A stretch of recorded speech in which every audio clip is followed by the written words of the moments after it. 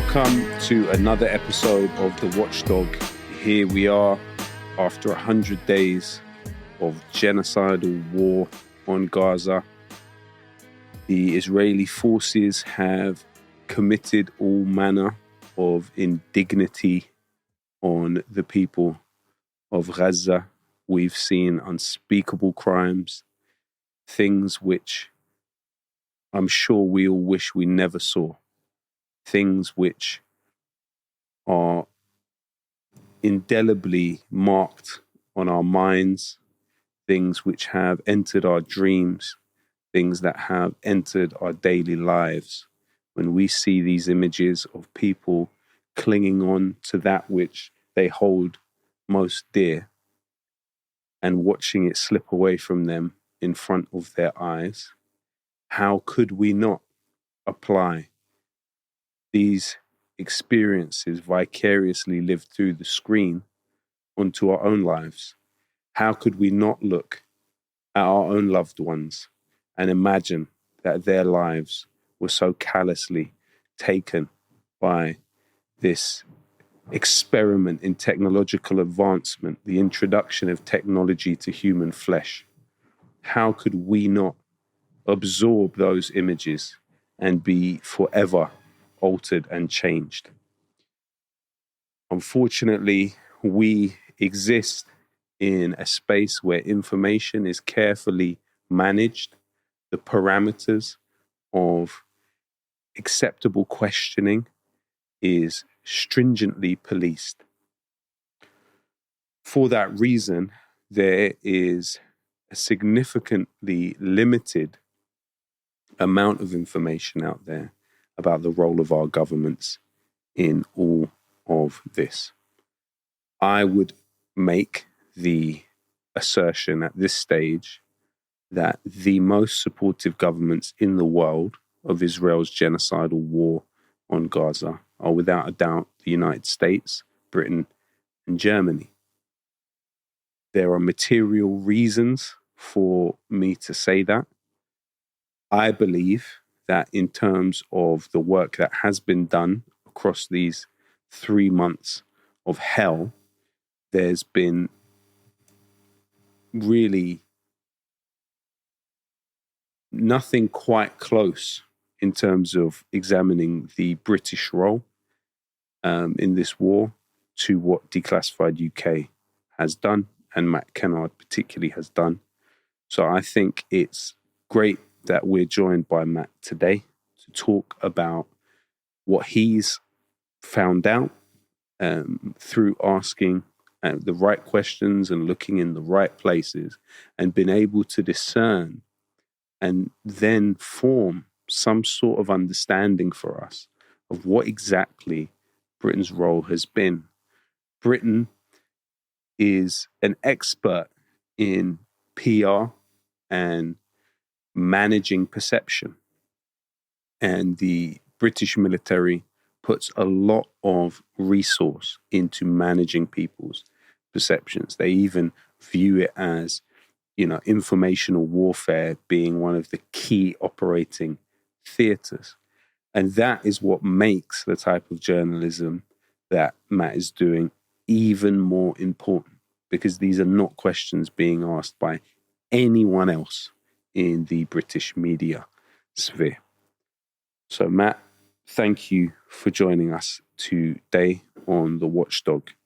To start with, I'd just like to ask you, what have these last 3 months meant to you? We've lost so much beauty and so much humanity across these last 3 months. We've seen the degradation of so many things. And I'm sure this period has been harrowing for you also. How have you seen these 3 months? Well, on a personal level, I feel like I'm changed, but I think everyone who's been involved in this has been changed because, as you said in your opening, we've seen the worst of humanity, just utter callous mass murder of children, maiming, mutilation, invasions, bombings of hospitals, schools. There are no red lines for the Israelis. So there's no way you can look at that at that length. We're talking about 100 days now, and it's not even stopping at the moment. So there's no way you can look at that and not be changed, in my opinion, because I don't think you'd be human if you could just cast it away. I have also got to know quite a few amazing people from Gaza in London. So that has been a very uplifting experience, actually, but at the same time, but has made it more painful because obviously watching it on social media, whatever, it's painful, but there's an emotional distance to a degree because you don't know the people. But I've become very good friends with Ahmed Al-Nouk, who lost 21 members of his family on October 22nd. His brothers, his sisters, all their kids, his dad, all their kids. That means 13 kids under 13. And through him, I've met other people from Gaza who were just amazingly, just powerful individuals. You know, when you think, I sometimes try to put myself in their place and imagine what it's like, and I can't do it. I just can't. I can't understand how you can deal with that level of loss. But someone like Ahmed, and there's others too, displays an incredible dignity and humanity in the face of all this. So it really, I feel, it has taught me a lot about what it is to be human. You know, to see that kind of strength and resilience in the face of this. So there's two sides to it. But yes, the other point is we haven't just watched a genocide take place. We've watched a genocide take place, and our governments give unfailing support for it. Our arms, intelligence, diplomatic. So that changes us as well, because even the war in Iraq in 2003, it was one of the worst crimes in history. 1 million people were killed. A country completely destroyed.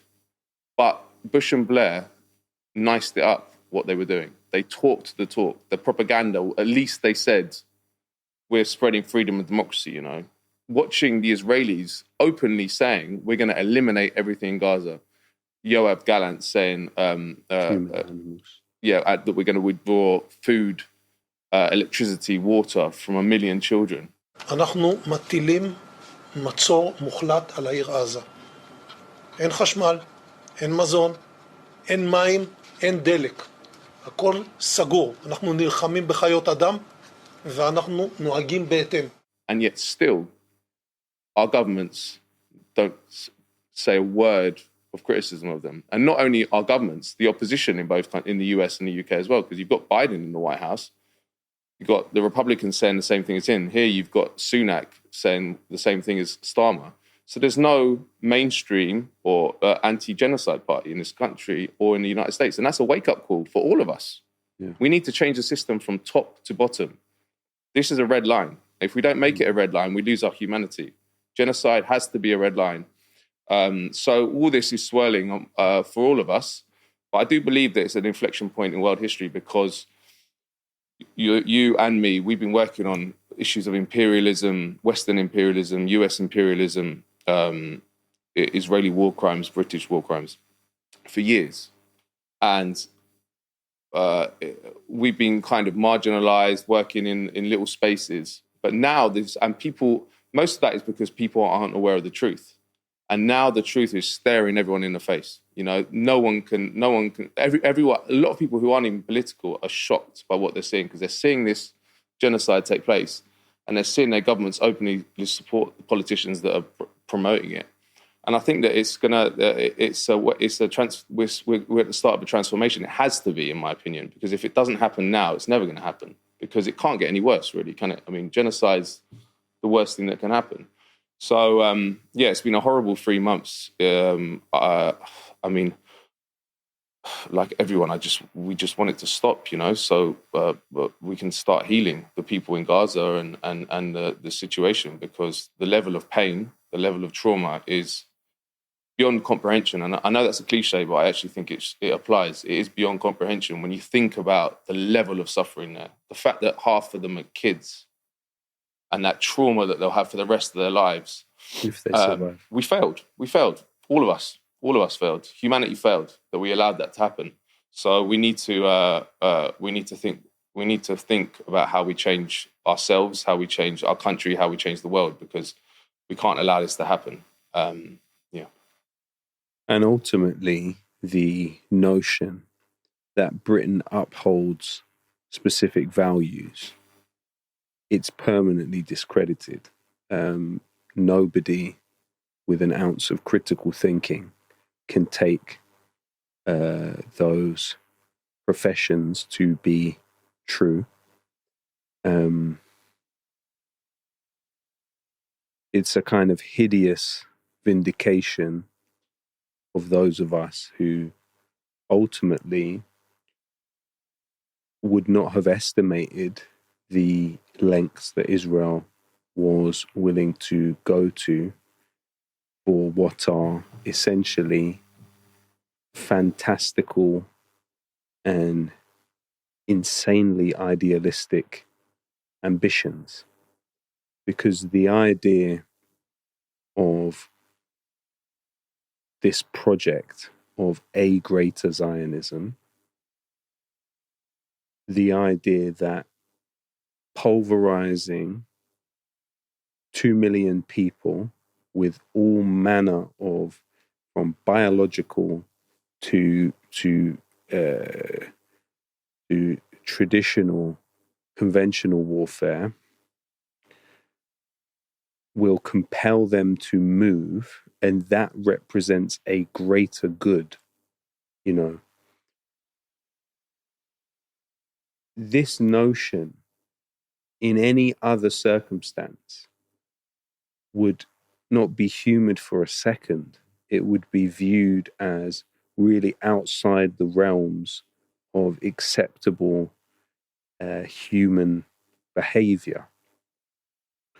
But Zionism, by my estimation, it can't have it both ways. So you can either have this greater Zionism, which also entails, as more and more is becoming clear, the demolishing of Al-Aqsa, the third holiest site for Muslims in the world, and the replacing of it with a temple, which this section of the Zionist movement believe existed twice over the last few thousand years. You can do these things, you can try to achieve these things, but in trying to achieve these things, you will ultimately sacrifice all of the PR that you've built up and these mechanisms that in the rest of the world have effectively silenced people. So while you build up that horrific equation on the ground, you degrade these other things that you've relied on quite a lot over these decades to do what you do. So it's kind of amazing to see, people that frankly did Israel's bidding during the Corbyn years, gladly did Israel's bidding in this country, completely turn around and now start to view Zionism with a kind of criticality, which is interesting. So I think ultimately what we want to do today is look into some of your research into the relationship between Britain and Israel. We know that they have a secret military pact. We don't know what that agreement entails in these circumstances. But if you could just start from the beginning, what were the first kind of telltale signs that Britain was a little bit more than a supportive voice on the sidelines? Well, on October 13th, the government announced that they were deploying a bunch of military assets to the Eastern Mediterranean, P-8 surveillance aircraft and other surveillance assets, plus some Navy ships, plus 1,000 extra troops, but they didn't say where. So they signalled and they promoted the fact that they were supporting Israel in its response to the October 7th attacks. But that was early on. Israel was breaking international law daily at that point, but it hadn't quite got as bad as it. In fact, I think by that point, Gallant had even said that he was going to withdraw all food. And so, major war crime, obviously. But I knew that Britain has these extremely important military and intelligence bases on Cyprus. Cyprus is 200 miles from Israel, 40-minute flight time. So knowing that, and I have actually been to those bases, I thought, well, it's probably the case that they are using that base to supply and support Israel's genocide in Gaza. And when I say UK bases, like with all UK assets around the world, they're also US assets.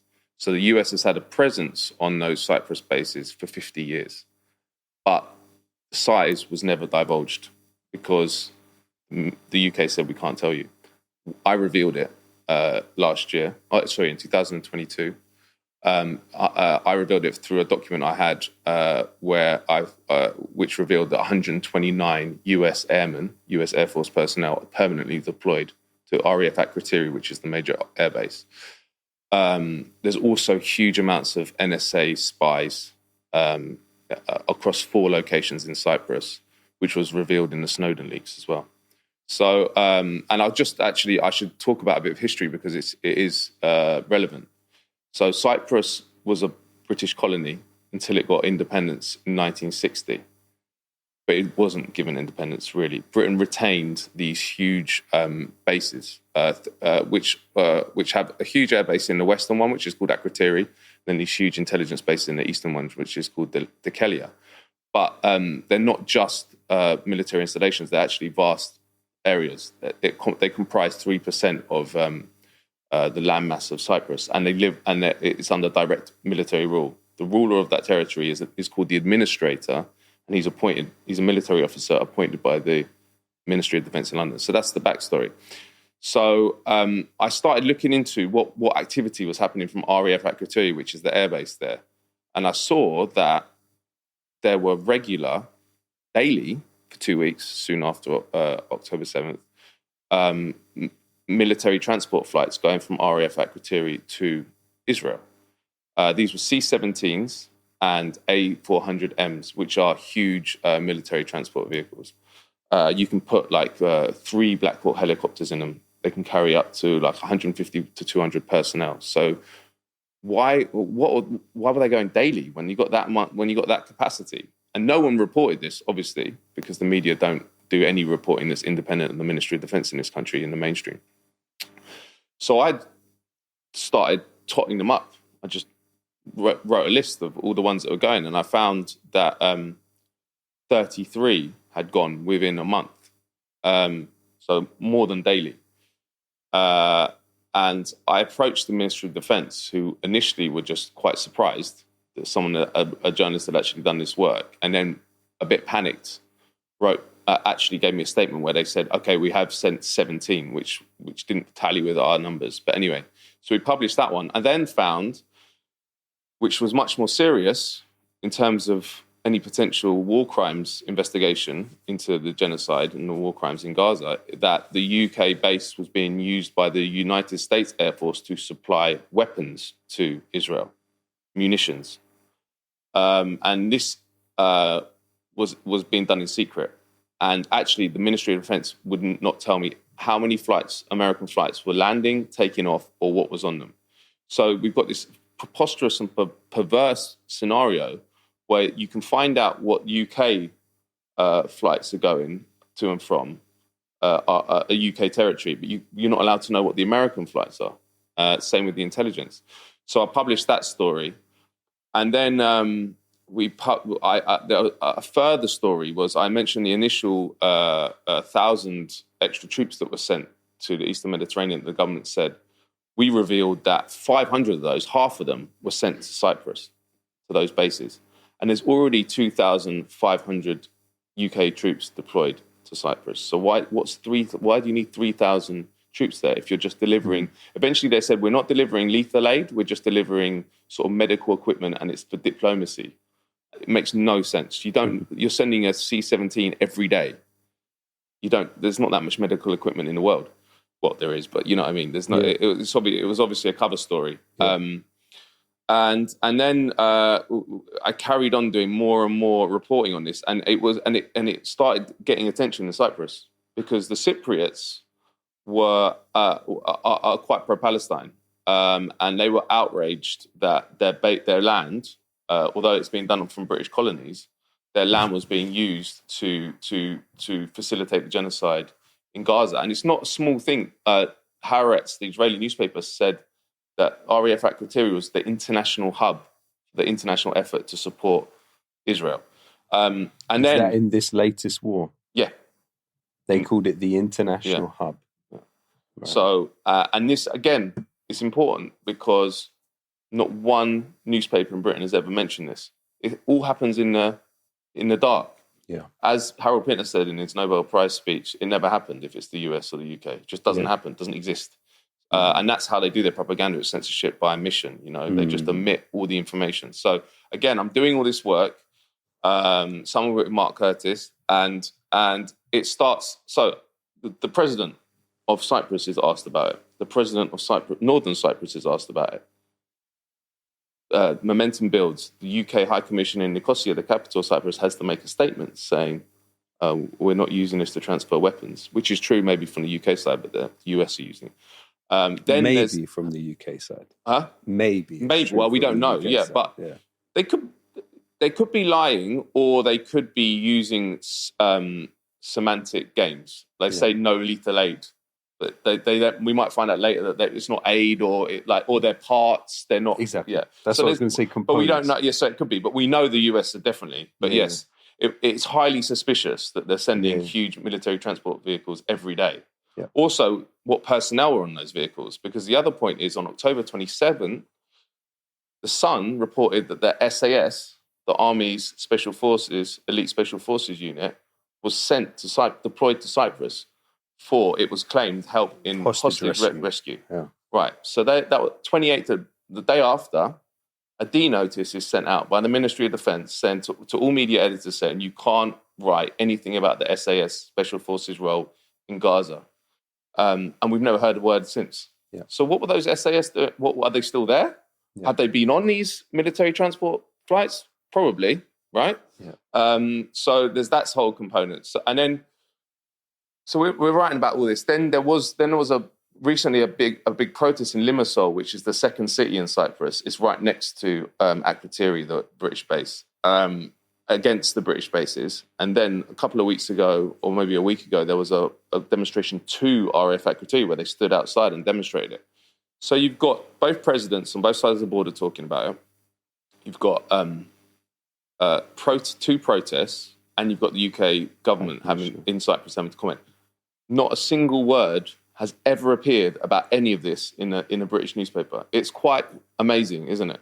Yeah. When you're talking about that level, and there's been it's a major problem for the British now, because the other interesting thing about those British bases is when I went there in 2022, you wouldn't know it was British territory. There's no flags, there's no border, there's nothing, because they want to keep it kind of low level, because they don't want to excite the Cypriot nationalism, because it's not that Cypriots are being taken for a ride, effectively. They've got these massive imperialist bases on their country. Most people don't want that.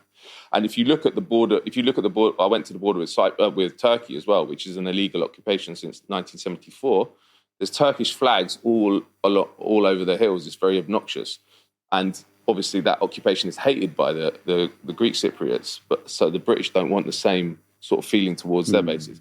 So this is a real disaster for them, PR disaster, the fact that it's become a major issue and their role in Gaza is being revealed. I also think, just to finish, that there is real worry within the British government about their complicity in war crimes. Because, I mean, Israel's, it might be the first state ever to just advertise their war crimes daily. They post videos of them demolishing civilian property. They post that their defense minister said we are withdrawing food, electricity, and water from 2.3 million people, which is collective punishment, also a violation of the Geneva Conventions.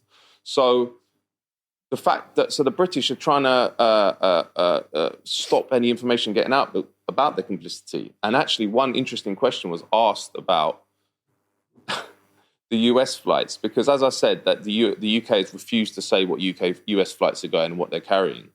So an MP put down another question saying, okay, fair enough.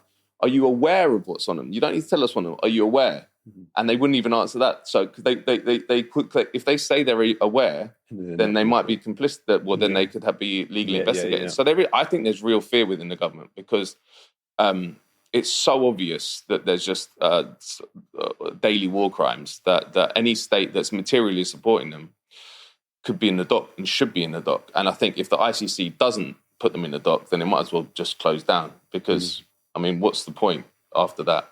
So there's quite a few more elements to that, but that's the general focus has been this Cypriot base, and it really goes to a deeper point. I'll just finish with this, that the British Empire never died. Like there's this narrative that is put out in the mainstream media, from the Guardian to the Telegraph to the BBC, that the British Empire died after the Second World War and the Suez Crisis, and we withdrew and blah blah blah blah blah. And actually, in terms of the mainstream, you're allowed to go on mainstream media and talk about historical crimes of the British Empire and talk about it in the past tense. In fact, it's promoted. These celebrities go on and say, "Oh, we did these awful things." If you start talking about contemporary imperialism and the fact the British Empire exists now, no way, you're cut off. I don't think there's anyone doing it. Yeah. And this is a perfect illustration of that. So we control the Eastern Mediterranean still through these bases in Cyprus, air base, intelligence base, alongside the Americans, and the western choke point, western entrance to the Mediterranean, Gibraltar, we still own. We captured that in 1704. The Spanish ceded it to us in 1713 with the Treaty of Utrecht, and we've owned it ever since. And I also went to Gibraltar, which is a massive navy base, so we controlled the waters around there. So if you look at a map of what was retained by Britain after the so-called fall of empire, Falklands in the South Atlantic, we got based in Brunei. Like we're still a key player. Diego Garcia, and it's nearly all now about just servicing the Americans. That's how we stay relevant. And Cyprus is another perfect example of that. But it is amazing that the media will not touch this stuff because they are complicit. If, as I mentioned, this D notice went out about the SAS involvement in Gaza, which is a genocide. If the media knows stuff or journalists know stuff and are abiding by a D notice, which is voluntary, by the way, they are complicit in the genocide because they could do something. They have a duty to inform the British people of what their government is doing in their name. And my hunch is the fact that there's been no more information since that D-notice went out is that they're abiding by it. The other interesting thing is, how do we even know about the D-notice? Because it was all secret. The only newspaper that received it, that publicised it, was a socialist worker. It's the World Socialist? No, you're right. No, it was a socialist worker, and then the World Socialist website published an article about it. Yeah. But it went to every editor, and so many senior journalists would have known about it, and none of them publicised it. Wow. They never sent one. Wow. They didn't send it to Declassified because they tried it on us once about an article we wrote about British support for the dictator in Cameroon, Paul Biya. And we said, no. They said, we want you to censor this article. We said, no. But the fact that no journalists publicised it and all of them seem to be abiding by it is a disgrace and makes them complicit. Yes. So there's two strands to this, really. There's the deep involvement, military and intelligence, via Cyprus mainly. And then there's the media complicity and not covering it at all, because this stuff could stop if people knew about it. Mm-hmm. The fact is they don't. And Declassified is the only outlet that's published any information about it. I mean, also, when we take into account that from the Apache helicopters that Israel uses to the F-35s, to the F-16 uses HUD technology from the BAE systems for its targeting, to even the sniper rifles. Britain has sold Israel not only sniper rifles themselves, but sniper rifle components, that Britain has fingerprints all over Israel's violence. So even if Britain was not selling weapons to Israel while this has been going on, which frankly... No, they are. I think they're selling. They said they're selling them. They're not delivering the munitions, I guess, to which the Americans are doing. There was Netanyahu was... he said munitions. Exactly, munitions. yeah. He was quoted speaking privately, and he said, all we need... He was asked about, I think he was talking about like the huge demonstrations in like Western capitals, and he said, yeah, we don't need to worry, we just need munitions from the US. But so I think the UK is honouring previous contracts. Yeah. And that will go to the US companies who then... But also it was revealed by The Intercept a few days ago that it seems the United States sent US Air Force officers to help with targeting for what Israel's doing in Gaza. So the level of complicity is massive. German arms sales to Israel in 2023 increased by 1,000%. And in the month of October, they established this fast-tracking system through which to process these. I'm sure that the orders are too much, actually, for these companies to keep up with, because this is the scale of what Israel is trying to do in Gaza. You know, you're talking about tens of thousands of tons worth of explosives being dropped on a civilian population. And then with the US and British strikes on Yemen, you are seeing an intervention now to assist Israel in what it's doing. Another part of the story, which no one in the mainstream media has, of course, looked at, is the earliest ships that were being taken in the Red Sea belonged to the Offa family. So whether it was through Zim, which is it's not totally owned by the Offa family, but they're there and thereabouts, but also Zodiac Maritime, which is owned by the Offa family. Now, back in 2011, there was quite a scandal within Israeli society, because one of the richest men in the society, Eyal Offa, had been put on a blacklist by the United States, claiming that his ships had been docking in Iran regularly, thus violating sanctions on Iran. Now, when he was asked about it, he said to a journalist, "This is a matter to be taken up with the Israeli government." Then, when it was due to be discussed in the Knesset, the Speaker of the Knesset was handed a note and cancelled the discussion about it, saying, "I've just received the note from a very important person. We should stop this conversation." So that happens. He then dies. Eyal Offa dies, and he's viewed in this slightly scandalous way. Is this man a traitor? Was he doing business with our enemies? It's then released by the Times newspaper, written by a journalist who came out of the Israeli military. He was alumni of Israeli military, and he asserted that Zodiac Maritime, the shipping company owned by Eyal Offa, was using its ships to ferry Israeli agents across the region and carry out assassinations. The assassination of Mabhouh, the Hamas figure in charge of military procurement, when he was killed in Dubai, 2011 or 10, I think it was. Killings of individuals in Iran, so probably nuclear scientists. That Zodiac Maritime ferried these agents across the seas. In response to the killing of Mabhouh in Dubai, because these agents had used fake British passports, the British government expelled several Israeli diplomats. But you know what they didn't do? They didn't stop that shipping company from being a British registered company. It's a British company, right? Now, the earliest ship, the the Central Park that the Yemeni armed forces took belonged to Zodiac Maritime. Who was the company that was tasked with protecting the Zodiac Maritime ships? Company is Ambry. This is an outgrowth of the British Ministry of Defence. It's founded by former high-ranking figures in the MOD, and it's staffed by all former MOD people and British Army people. So what we're talking about here is a British registered company, which is Israeli-owned, which it's been asserted by the Times is a front for Israeli intelligence carrying out assassinations in the region, being guarded by an outgrowth of the British Ministry of Defence. So we're talking about one hand.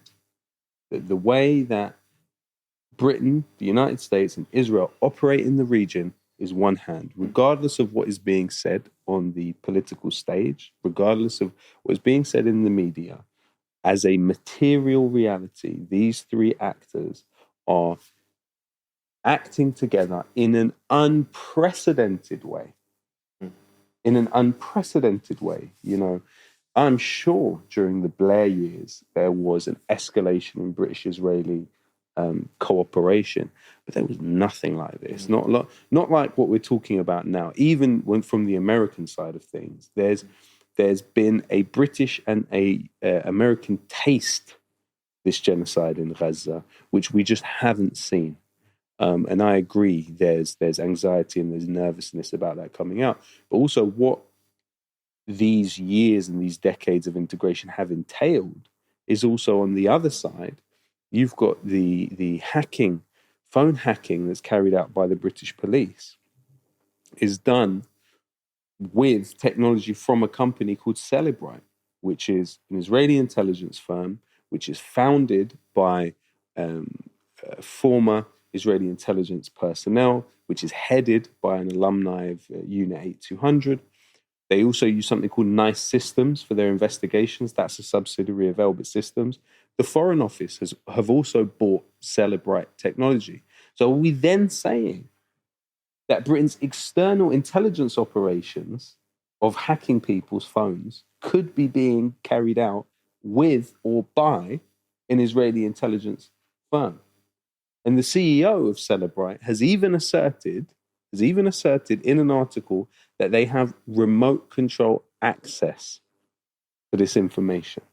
I mean, this is major issues of the integrity of national institutions, this integration. And what's also fascinating, which I'd be interested to see what you think, is Ben Wallace, who was, if I remember correctly, defense minister at the time the secret military agreement with Israel was signed, or it may have been just before he came in. He's now gone off script because he's effectively accused Israel of war crimes. He's incurred the wrath of some of the Israel lobby's most energetic talking heads. You've also got a major general in the British Army, Charles Herbert. Oh yeah, I've seen him online. He's getting even more strident in his criticism of what Israel's doing. You've of course got Alicia Kearns. You know, Alicia Kearns, this real column of the British establishment, long-term British establishment. You know, somebody worked for the Foreign Office, somebody that's worked for these PR companies, that their customers include the US State Department, you know, very highly connected individual. She's done far more than anyone in the Labour Party, for instance, to hold David Cameron to account, for example, in the kind of the select committee hearing. She's been absolutely tying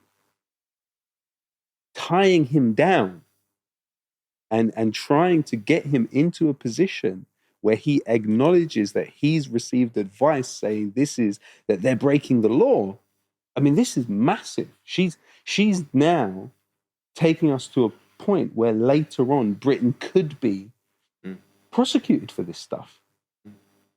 What explains this? You know, are we seeing a split in the British establishment between those who are part of the pro-Israel side of it and those who are seemingly asserting some form of sovereignty on this issue. Yeah, I think there is a split, but it's very, very small group who are standing up to it because I think, as you mentioned, some of the evidence, it's out of control.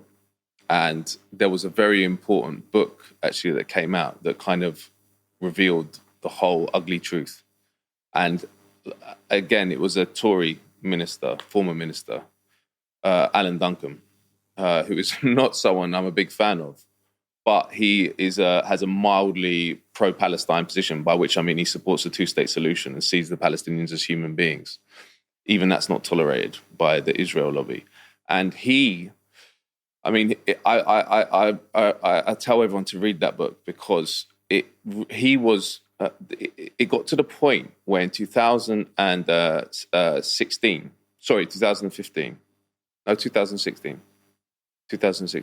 he was due to be appointed Middle East foreign minister. So the foreign minister in charge of the Middle East. Boris Johnson, the foreign secretary, agreed with it. Theresa May, the prime minister. Subsequent to that, the Conservative Friends of Israel, which has never disclosed its funders and is basically a front group for the Israeli embassy. I don't think that's conspiratorial to say that. Stuart Polak, a major figure, was the one that organised all Priti Patel's off-radar interviews with Israel that got her fired from a ministerial position. Eric Pickles is another major figure. So those two figures called up the Prime Minister of Britain and basically said, you can't do this. You can't appoint the man you want to be your minister for the Middle East because he's mildly pro-Palestine.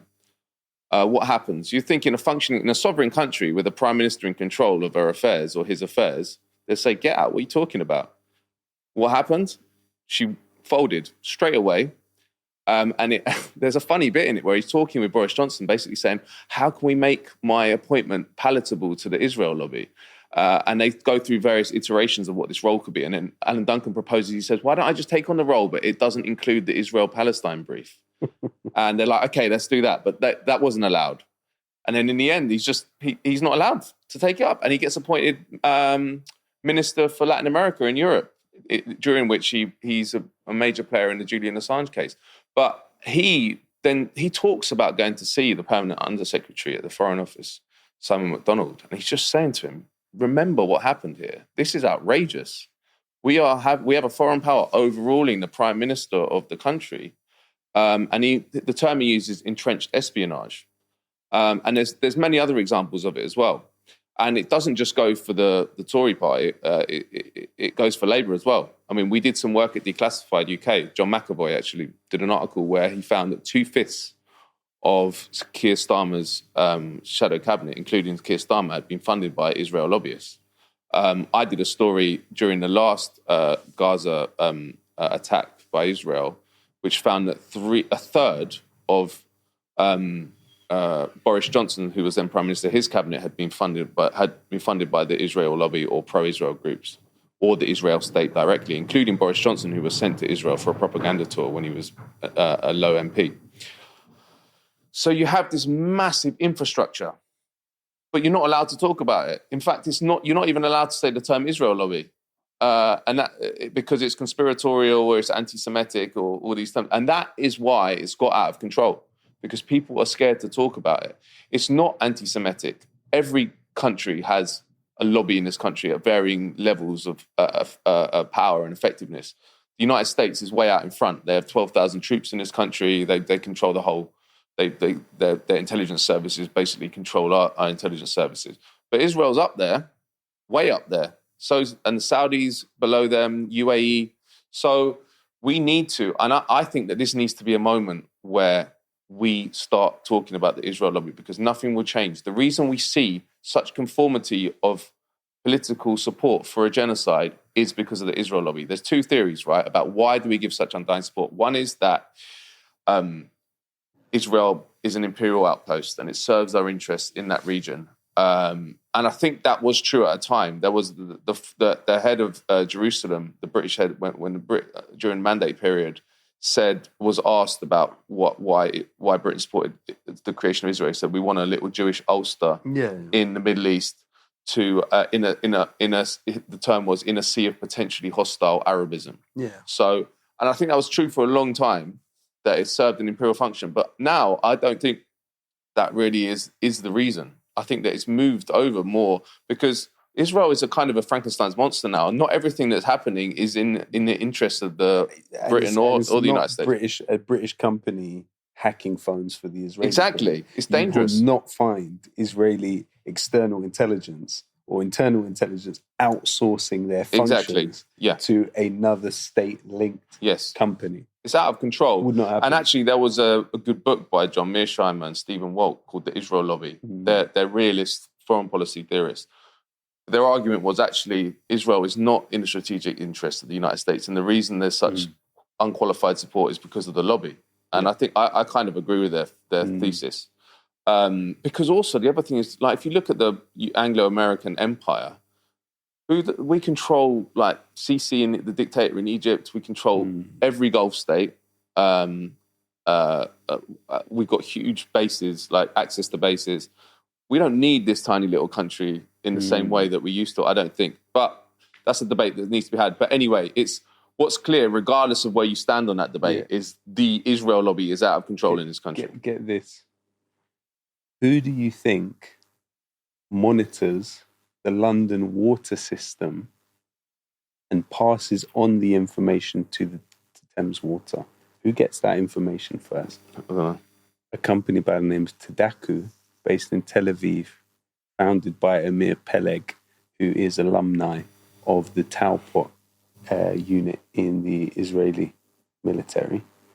They monitor the London water system. And he has this amazing puff piece, the BBC, they interview him. And he says, none of us have a history working in water. They all came out of the Israeli military. And so this company traces what's happening with the water system here. And Thames Water relies on it to pass. And that's since 2011. Now, I'm not saying that there's necessarily anything untoward or that there is anything untoward. But that's a level of access to the infrastructure of another state which you can't imagine happening. If this was, imagine this was alumni of Russian intelligence. Having access to London's water system, it's inconceivable. And the important point is as well that it's not an ally. Yeah. It's a hostile foreign intelligence agency and operation. Yeah. They try and take down MPs that don't support them. Yeah. They're doing all sorts of underhand interference, which was exposed, a lot of it in the Al Jazeera documentary, The Lobby. Yeah.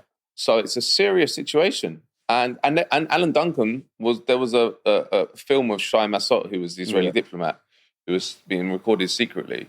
He said, he used the words, "We will take down Alan Duncan." Can you help me take him down? Yeah. And get this bit. There are few companies more symbolic in terms of the backbone of British infrastructure than British Telecom. Okay. The top shareholder in British Telecom today is a gentleman by the name of Patrick Drahe. Now, when he increased his stake to become the largest shareholder, it sparked a national security investigation by the British government. They didn't say why. They didn't say what they suspect him of doing or being. But then you look into his background, he's a French-Israeli billionaire and the owner and the founder of the I-24 news channel. I-24 was the original source for the 40 beheaded babies lie post October 7th. I-24 employs almost exclusively former Israeli military and intelligence personnel, and it was found by a Haaretz investigation to be a proxy for the Netanyahu family, not even just the Israeli government, but the Netanyahu family.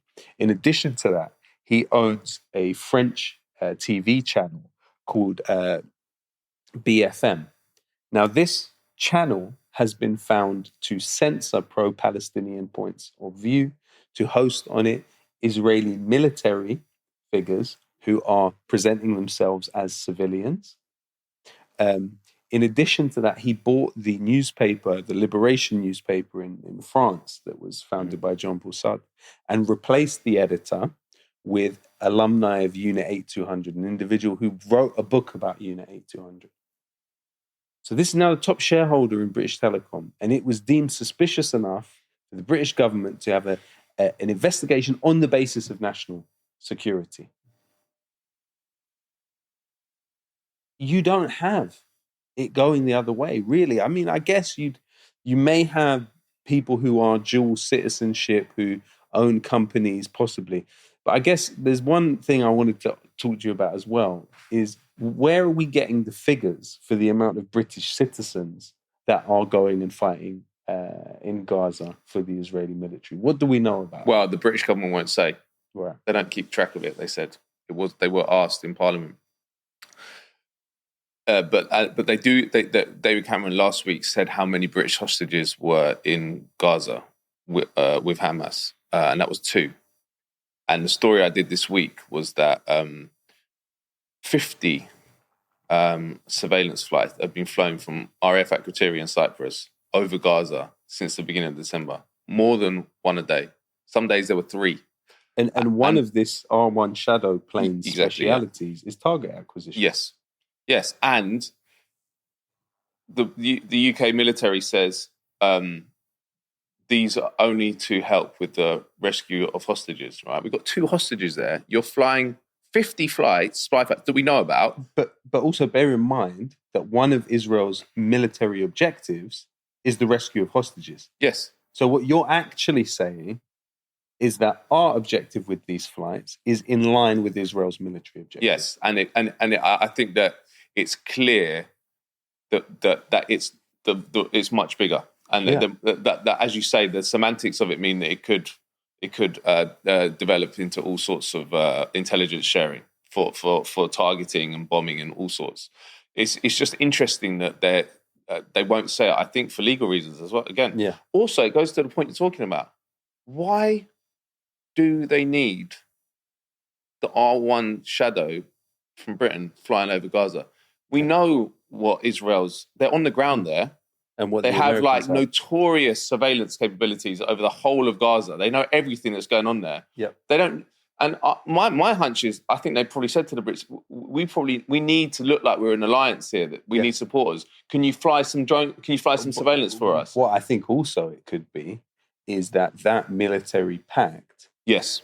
It stipulates a certain amount of participation. Yes. In any of the wars, any of these sites. Well, we should talk about that, because in December 2020, Britain signed a military agreement with Israel, which will never be made public. So we have no idea what is in that, which is a complete outrage. But the possibility is that it requires Britain to defend Israel, in inverted commas, if it comes under attack. That's because it's suspicious that it's at a higher degree of classification than other agreements. Why? And it's true that you're saying these UK actions might be obligated in that agreement, and we need to see that agreement. In fact, myself and Mark wrote an article early on in Genocide with a list of things that the ICC should do to investigate UK ministers for war crimes, and one of them we said you need to see that agreement, because we need to know what it obligated the British to do, because it probably means that it does obligate them to share intelligence. It could be that they on the ground personnel. I mean, it's highly likely. I don't think it's conspiratorial to say it's highly likely the SAS are in Israel. Yeah. They might be on the ground in Gaza. We don't know. But there definitely would be an advisory role. Could be a combat role. But this is serious stuff, because this is all happening in the dark. Again, special forces is completely outside of democratic oversight. Completely. We don't know where they are. We're not allowed to know where they are.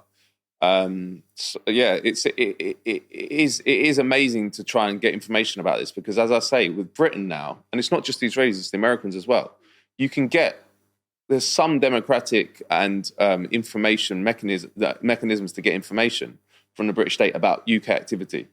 But on all the territories that we operate on, and all the facilities that we operate, you can't get any information. You can't get information about what the Americans are doing on them or the Israelis, which is weird, right? We should have access to what foreign powers are doing on our territory, and it goes to what you're saying. I think a lot of these times the British state is held captive by the Americans and in the case of Gaza, the Israelis.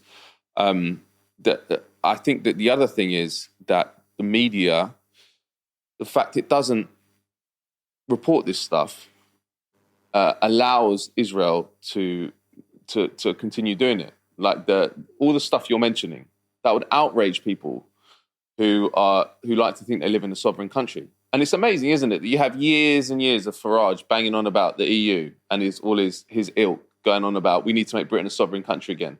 They've never, ever mentioned the US that occupy our country across 11 bases. They've never mentioned all the stuff you've mentioned about Israel. They've never mentioned the fact that Alan Duncan's his appointment for a ministerial appointment was overruled by a foreign power, the Israelis. Never. So we need to change that, because not only do we need to make Britain a sovereign country, which it should be, and responsive to its people, but we need to make sure that we aren't involved in heinous crimes like Gaza to aid countries that have a sway over our government. I think that the Gaza genocide has really revealed a lot of stuff about the empire, about the different lobbies, about where power lies in our society. Because even the Cyprus bases that we've been talking about, barely anyone even knew that we had bases in Cyprus before this whole thing. And now it's become a major issue. Even a lot of Cypriots didn't know it. The funny thing was, when I went to the bases, or when I went to the UK territory, I was interviewing tourists and Cypriots. And some of the Cypriots said I didn't even know I was on UK land. So this is all raising...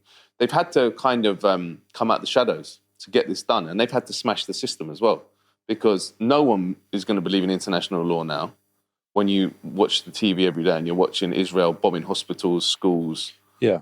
And also it sets a precedent, because Israel, in their interviews, stated that they'd seen what had happened in Yemen, for example, and maybe we can touch on that. We should. And they are acting on what they saw was the level of tolerance that people had for this type of depraved war, and they said, well, why are you picking us out?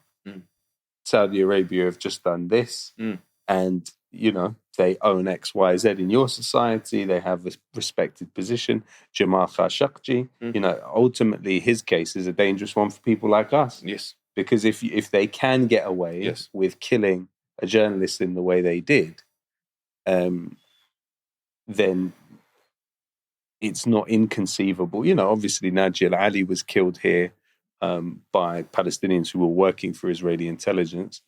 It's not inconceivable that Israel could take similar kind of actions as the killing of Jamal Khashoggi. Yeah, if they've seen that precedent. Well, there's 2 points. Like the Yemen point should be talked about, because Yemen was before this. A lot of the work that Declassified did was about the British role in Yemen. Again, completely covered up by the media. Yeah, but Yemen was the worst humanitarian crisis in the world for a long time. Millions of kids on the brink of starvation from a man-made famine. 85,000 believed to have died. 85,000 children, and a brutal air campaign from the Saudis, which included bombing school buses. 2018, they killed 40 kids. They bombed churches, farms, funerals, everything. I interviewed Molly Maridi, who was a Foreign Office lawyer during part of the Yemen air war by the Saudis. She started crying because she said that the Saudis had absolutely no red lines. They had no compassion at all. They just were like the Israelis, same philosophy, and that the British were heavily involved. And funnily enough, also comes back to Cyprus, because every week a flight would go from Wharton, which is the BAE factory near Preston, to Cyprus, to Akrotiri, RAF Akrotiri, stop overnight, and then fly on to Saudi Arabia with parts and other cargo to maintain Typhoon fighter jets, the BAE ones that the Saudis used to bomb Yemen and other things. And that was not picked up at all. And it was horrendous. The British role. Ministers should have gone to the ICC for Absolutely. that. It's never been raised even in an interview. I remember in the Tory leadership election. I was just thinking, we live in such a bizarre world, because I saw them asking questions about all these irrelevant sort of ancillary issues. And I'm saying, do you know these guys have been arming the Saudis while they've been literally destroying Yemen with targeting everything? Three UK military personnel were based inside the Saudi Air Operations Center for the whole time. And then you've got like 12 military officers that have been embedded in the Saudi armed forces since 1964 in what's called the White Army, which is the made up of tribes loyal to the House of Saud.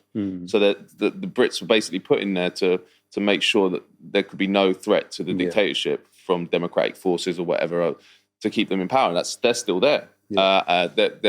Their role in the Yemen war is actually unclear. The other point, the other story we did at Declassified was we revealed that a secret detachment of 30 UK special forces were operating in Yemen. In the east of the country. Again, even in 2021, you revealed that there was something like 30... secret detachment at the airport. And never written about in the media. No. And so you have these you have a whole world, a whole system that is untouched. And we get fed the froth and the distractions and the slogans and no one ever is aware. And it's not like, I mean, that story was done through sources, but a lot of them are done through open source stuff. It's not because we have especially amazing sources.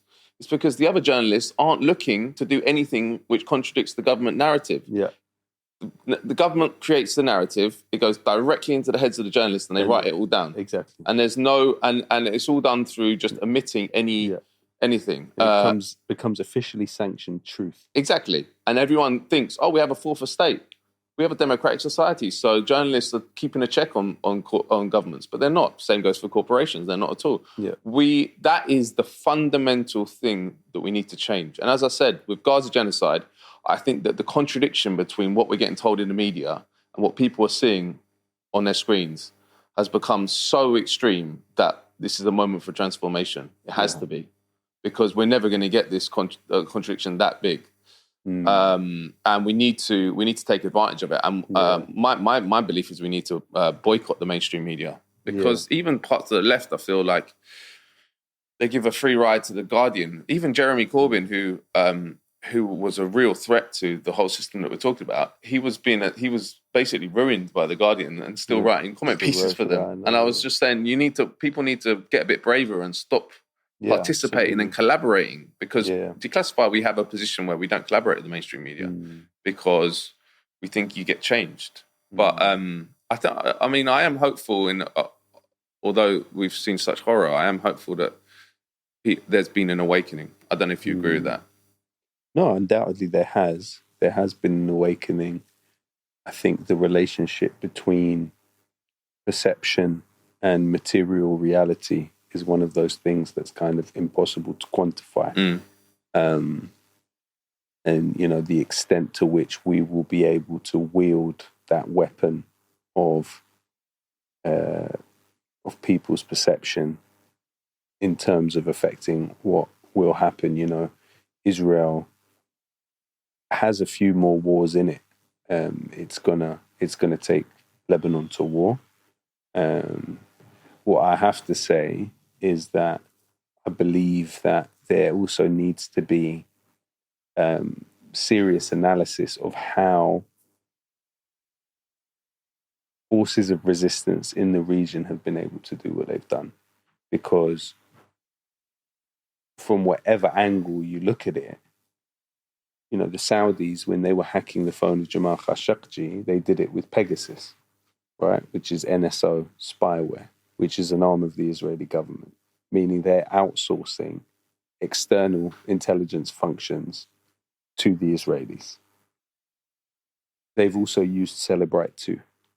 The UAE, for example, used Celebrite in a deal which was brokered by the head of Mossad. So that's the only alternative. The only alternative in the region to these resistance forces who, yeah, it's messy, but they're doing it. They're working and they're trying with means which are limited in comparison to their opponents, but they are disrupting the smooth passage of power in that region. And I think sometimes here what happens is we've got young activists full of passion, young people full of passion, but they are essentially caged by a liberal misleadership which functions to redeem the political system. It functions to try and testify to there being something to salvage within the political system. And so they think that lobbying the British government and kind of positing it as a neutral arbiter has some type of worth. It's completely worthless. It's completely useless.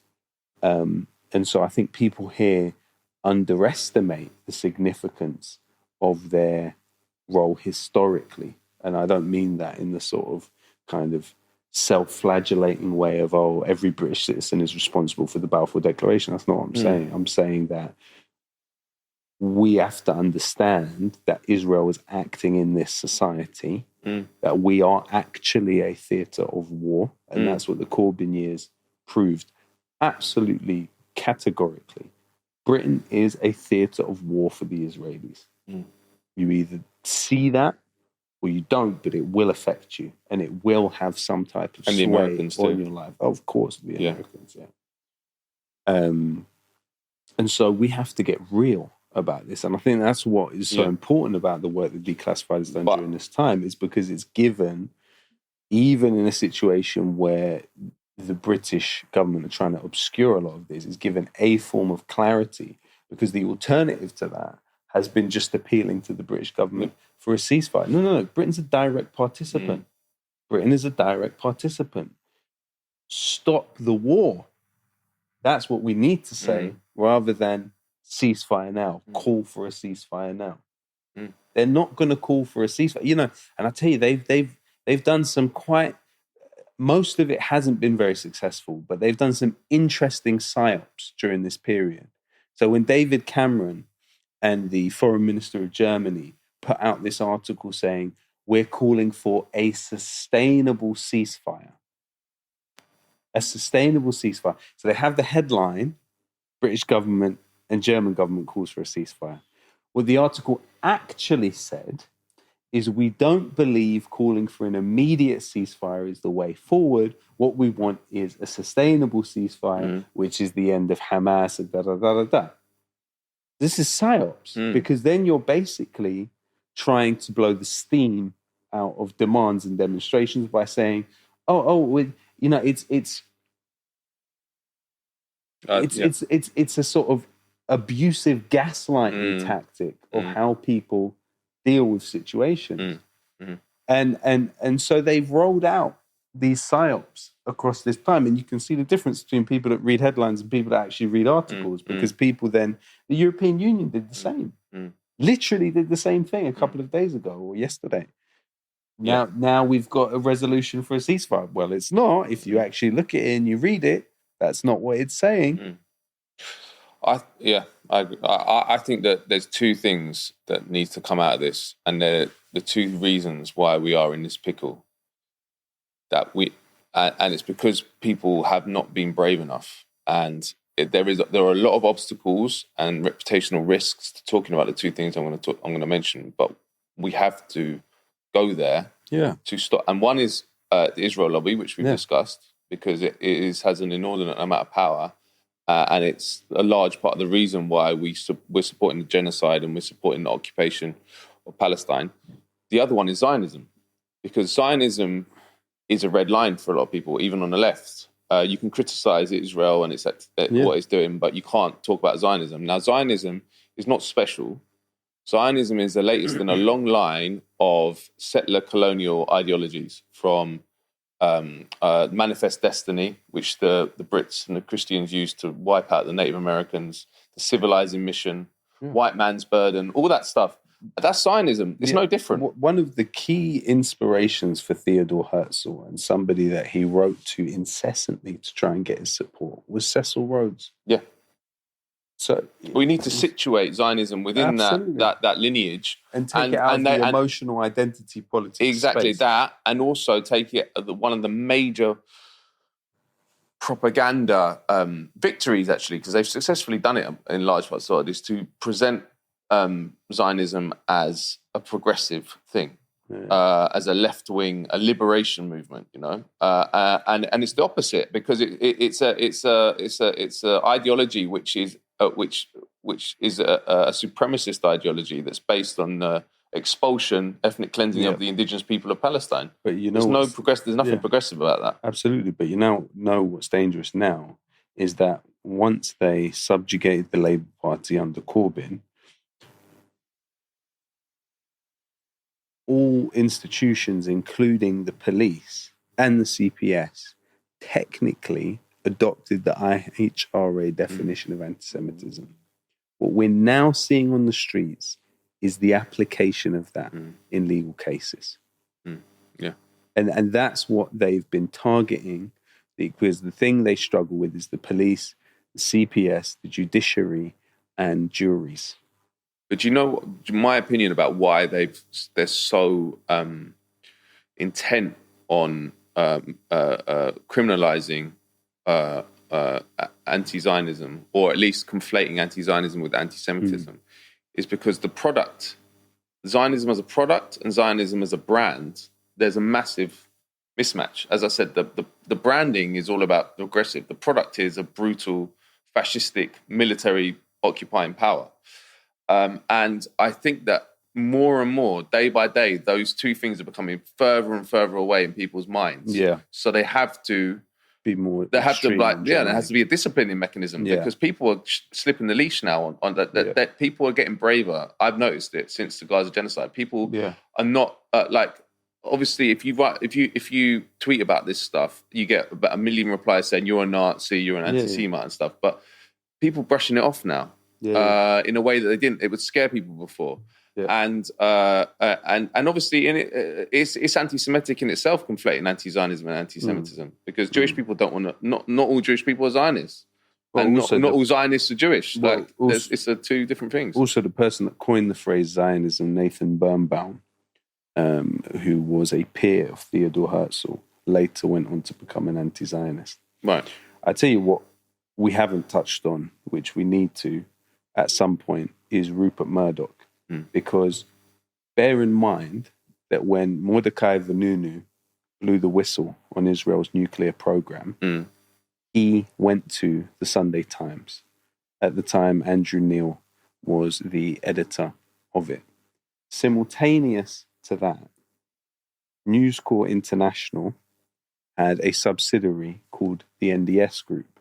And the NDS Group was staffed and headed by a gentleman called Abe Peled, who was from an infantry officer in the Israeli military.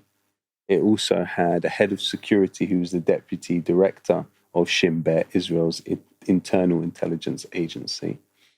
It had several other figures who were former Israeli intelligence and military. And the NDS group was accused of hacking competitors to Murdoch. Now, simultaneous to Murdoch having this subsidiary, he also owned the Sunday Times.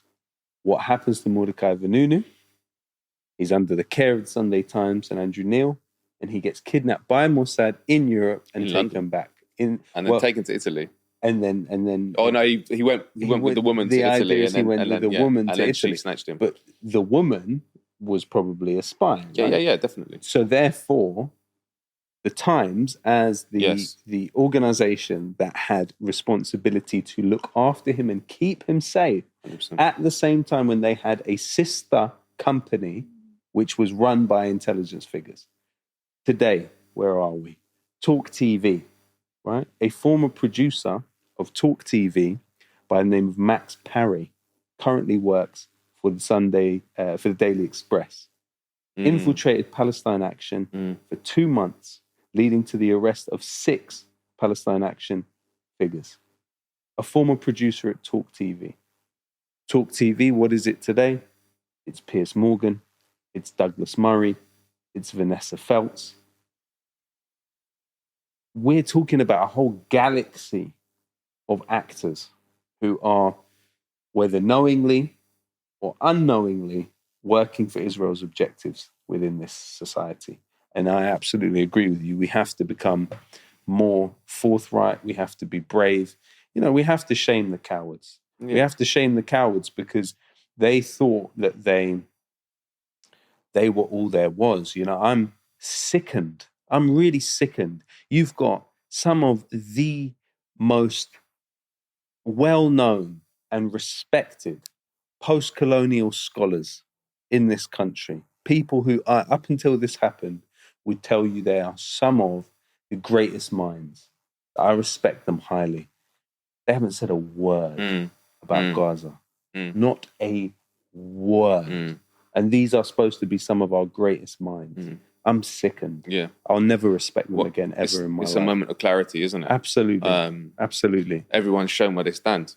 Because if you're not speaking up now, there's literally nothing that Israel could do that would compel you to exactly. speak up. And also it goes for everyone, right? Because it's not just about Israel. These are red lines that if people are willing to cross, when they come for us, they won't be anywhere either. It's people who we had decades of seminars about international humanitarian law, responsibility to protect, all this garbage.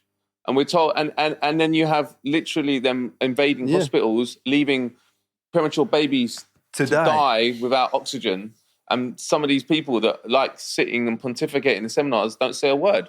It's revealing, and it shows that there's two worlds. Cowards. There's people who are in this because they want to see a better world, and they want to see a world based on human rights, equality, anti-racism. And there's people in it for careers. There are people in it for money.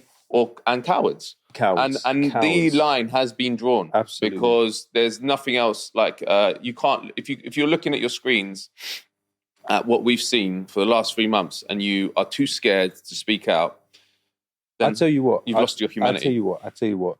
During this period, the rapper Dave has reached out to me and has done a project where he's raised hundreds of thousands of pounds for MAP. Stormzy reached out to me and has promoted my Instagram page on his own Instagram page. Now, these rappers, who are, and myself, we're looked down on by academia. Academics would look at us and say, okay, what are you? You're a middle-aged man. Well, I'm not quite middle-aged, but approaching it. Middle-aged man with a silly name. Yeah? You can be a rapper in your 20s, you've got a cool nickname, right? You become a middle-aged man with a silly name. These academics look down their nose at us and what we do. And they think, oh, well, you know, it's sort of crass, it's crude. Both of those two men have done far more to point to what's happening in Gaza than our greatest post-colonial thinkers in this country. I mean, people that I would have quoted with ease to you 4 months ago. It's disgusting. It is. Unfortunately, Matt, we are basically out of time. But before we go, I just want you to speak about the last chance to save Julian Assange from a US Supermax prison. Just for a couple of minutes, if you were able to tell us what's coming up to Gaza. What's coming up in February? Yeah, I'll tell you. It's linked to Gaza, though, because Assange is in prison for rectifying the appalling situation in the media that we've talked about. And rectifying the historical record. And in fact, a lot of the stories that I've been doing about Cyprus and the US role Come from WikiLeaks. Yeah. Yeah. And they're not touched by the mainstream media. The mainstream media won't even look because they don't want to know the truth. Yeah. They want to feed you the lie. Yeah. So he is a major figure in history and a hero for anyone who believes that we should base our society on truth and base our society on information that is rooted in proper analysis of how things are going, not government narratives. So they put him in prison. He's been there for nearly 5 years in maximum security prison in Belmarsh. We talked about him before, so I won't go into the details. But he has basically reached the end of the line in the British courts.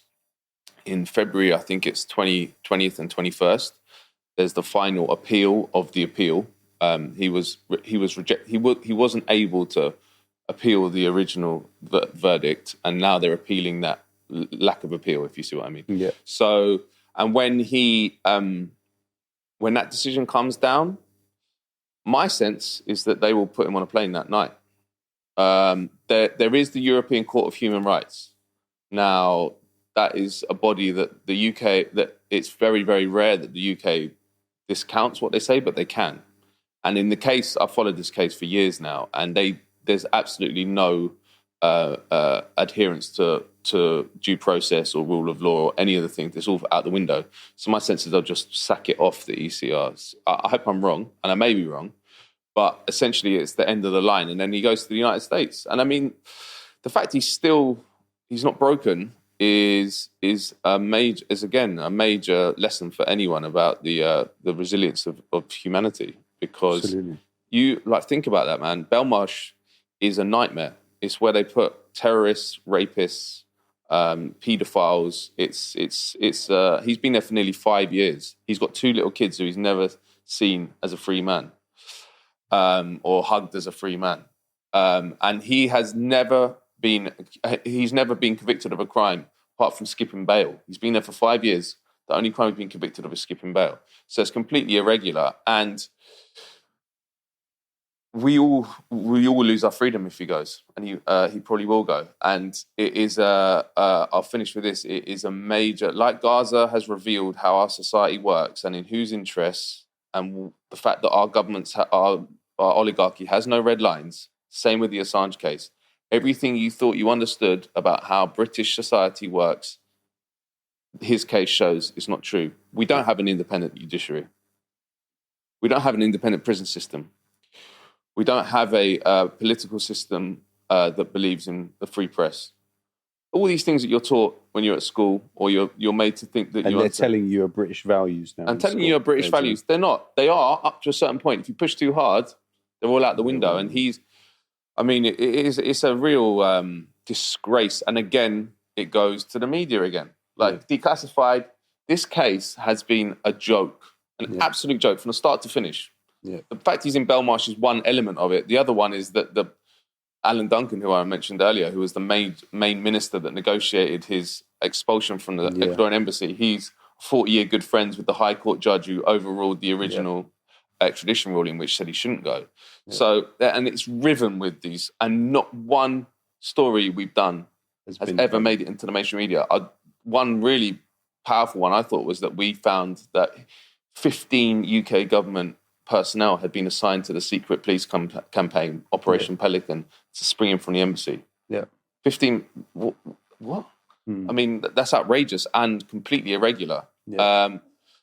So it's scary. I think that his case is scary to anyone who looks into it because, as I say, it makes all your assumptions about the society you live in are out the window. Yeah. And I would say to anyone who's listening, get out there on February. I think it's the 20th and the 21st. Yeah. They're calling it Day X. It's a day when British democracy is on trial, the free press is on trial, and we as human beings, we're on trial too. Absolutely. So just to wrap up, we are saying very clear to you,